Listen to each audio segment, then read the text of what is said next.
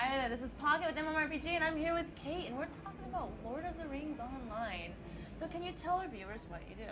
So I'm the executive producer for the Lord of the Rings Online, and as such, I work with all of my amazing devs to bring the world of Middle-earth to life.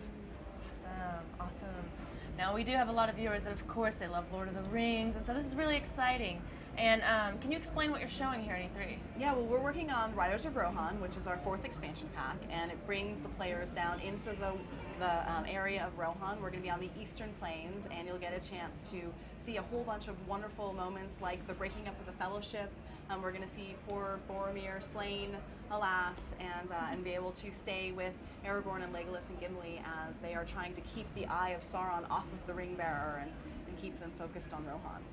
Now, there's something that you're featuring that I'm really excited about, and that is mounted combat. Can you just explain how that's going to work? And we didn't feel like you could bring Rohan to life without the Rohirrim and their amazing mounts. I mean, this is such an important part of the story, and it was very important to us to bring it to life. So, as a player, when you enter Rohan, you will be asked to help out, and as such, it will be granted one of the steeds of the Maris, which is one of Shadowfax's kin, which means that you can race at blinding speeds across Rohan, and your steed is trained for war, so it attacks with you, and you will be able to play your most iconic class skills atop the steed and really own it and show those Uruk-hai from Saruman, who's boss.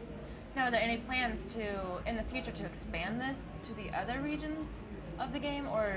It is absolutely possible. We are loving mounted combat in Rohan. We're going to be in Rohan for a while after we finish with this expansion. We've got plenty more story to tell, but we're always super interested to hear what the players want, what they love about the system. We always say that MMO really only comes to life when the players fill it and give it life. And so for us, understanding where they want mounted combat to go is definitely where we want to take it. And how easy will it be to get a mount? It's just a part of the story. As soon as you come in, you're going to have the opportunity to get one, and we think that players are going to love it. We're working really hard now and through beta to make sure that it feels natural and it's a good, fresh extension to gameplay, but it still has a lot of the consistency that our players have loved about the Lord of the Rings Online. Now, I know that mounted combat is something that a lot of players really, they want in MMOs, and a lot of MMOs, they never put it in. Yeah. And so this is actually really exciting for someone like me who played a game like Ultima Online where mounted combat was just fun and amazing. Yeah. It added a dynamic to the game that you couldn't find with just, running up and hitting someone. And so how are you going to address the issue of a melee versus a range?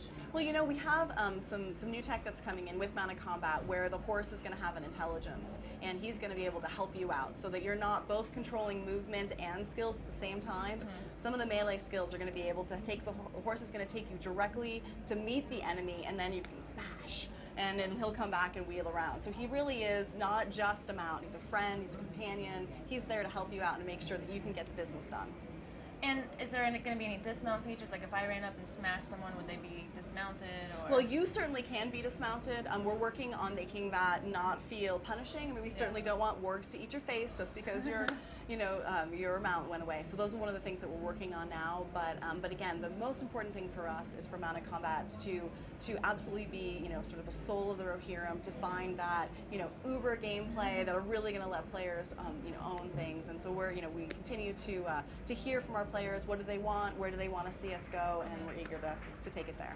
Now, you are progressing the story, but what iconic areas will players find in this expansion? Yeah, we have a lot of them in this expansion. This has got it's got Amonhen, which is where the Fellowship broke apart. We've got the Argonath, which is the big statues, which are very, very cool. As well as a part of the epic, you're going to be able to go quickly into Edoras, but again, Grima Wormtongue still has all of his hooks on King Theoden, so Edoras is not quite open to you yet, and that'll be coming sort of in future releases.